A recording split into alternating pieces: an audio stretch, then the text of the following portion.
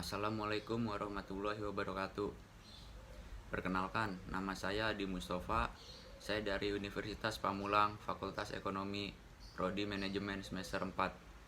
Di sini saya akan menjelaskan materi mengenai pasar bebas. Apa itu pasar bebas? Pasar bebas merupakan pasar di mana para penjual dan pembeli memiliki kebebasan dalam memutuskan masalah perdagangan dan bisnisnya. Segala bentuk kebijakan tidak memiliki patokan atau paksaan dari pihak lain atau pemerintah. Kemudian ciri-ciri pasar bebas yaitu 1. Kepemilikan alat dan sumber produksi bebas dimiliki oleh semua pihak. 2. Terdapat pembagian kelas dalam perekonomian masyarakat. 3. Adanya persaingan untuk mendapatkan keuntungan sebesar-besarnya. 4. Campur tangan dari pemerintah terbatas. Kemudian tujuan pasar bebas yaitu 1. Meningkatkan pendapatan negara. 2. Meningkatkan perekonomian negara. 3. Memperluas pasar. 4. Memenuhi kebutuhan dalam negeri.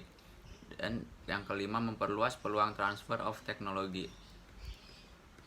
Fungsi dari pasar bebas yaitu 1. Memberikan kebebasan kepada masyarakat untuk melakukan kegiatan ekonomi khususnya impor dan ekspor. 2.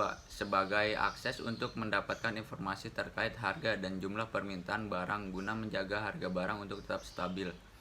3. Bagi perusahaan, pasar bebas dapat dimanfaatkan untuk memperoleh penghasilan tambahan dari bisnis yang tengah dijalankan, serta berkesempatan untuk mempelajari keahlian yang lebih modern.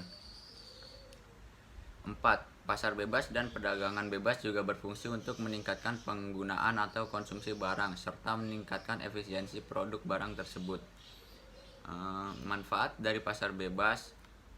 Melalui pasar bebas, perekonomian negara tentu akan semakin tumbuh berkembang karena adanya kebebasan untuk setiap orang agar dapat mengelola sumber daya produksi yang dimiliki untuk memperoleh kekayaan. Hal ini tentu juga akan meningkatkan kreativitas masyarakat serta produsen untuk menghasilkan produk-produk yang berkualitas agar bisa bersaing di pasar internasional. Pasar bebas menciptakan persaingan yang jauh lebih ketat di antara para perusahaan. Pasar bebas juga dinilai efektif dan efisien bagi pengusaha karena tindakan yang mereka lakukan berdasarkan prinsip ekonomi masing-masing. Kemudian saya akan menjelaskan kelebihan dan kekurangan dari pasar bebas. Kelebihan pasar bebas. Kelebihan pasar bebas yang pertama, semua orang bebas untuk memiliki kekayaan serta sumber daya produksi. 2. Masyarakat bisa mengembangkan kreativitas dan inovasi. 3. Persaingan antar produsen menciptakan motivasi tinggi untuk menciptakan produk yang berkualitas. 4. Kegiatan dijalani berdasarkan prinsip ekonomi sehingga efisien dan efektif. Kekurangan pasar bebas. 1.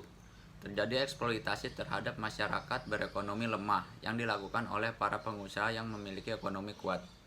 Terjadinya monopoli yang bisa berujung pada kerugian terhadap masyarakat.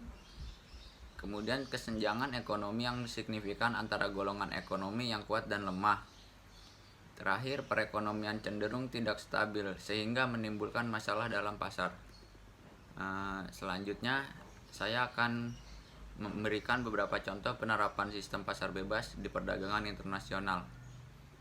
Contoh yang pertama yaitu NAFTA, North American Free Trade Area. Organisasi ini adalah sebuah sistem perdagangan bebas di Amerika Utara yang didirikan pada tahun 1994 dan mencakup Amerika Serikat, Meksiko, serta Kanada. Beberapa kegiatan yang dilakukan oleh organisasi ini adalah pengurusan visa dan paspor, mengatur kegiatan niaga, dan melakukan komunikasi seputar kegiatan kebudayaan. Contoh lainnya adalah APEC, Asia Pacific Economic. Organisasi ini merupakan sebuah kerjasama ekonomi antara 21 negara di wilayah Pasifik yang bertujuan untuk membangun hubungan erat antar negara sekaligus meningkatkan pertumbuhan ekonomi serta untuk mendorong perluasan perdagangan bebas di kawasan Asia Pasifik. Contoh yang terakhir, MEA, Masyarakat Ekonomi Asia. Ini merupakan pasar bebas yang ada di Asia Tenggara dengan anggota negaranya yang berasal dari ASEAN. Pasar bebas MEA memungkinkan terjadinya proses penjualan barang dan jasa antar anggota yang tanpa dikenakan tarif. Kemudian materi terakhir yaitu permasalahan dalam pasar bebas. Pelaksanaan pasar bebas tentu sering mendapat banyak kendala dan umumnya terkait ancaman kekuatan implisit dan eksplisit. Beberapa contoh permasalahannya adalah seperti kendala perpajakan, larangan pertukaran yang spesifik, peraturan perdagangan, kontrol harga, persyaratan lisensi, nilai tukar tetap, mandat yang menyangkut persyaratan pertukaran, kuota produksi, persaingan layanan masyarakat, hingga proses perekrutan karyawan dan tenaga kerja. Baik, mungkin itu saja materi yang dapat saya sampaikan. Kurang lebihnya mohon maaf. Terima kasih. Wassalamualaikum warahmatullahi wabarakatuh.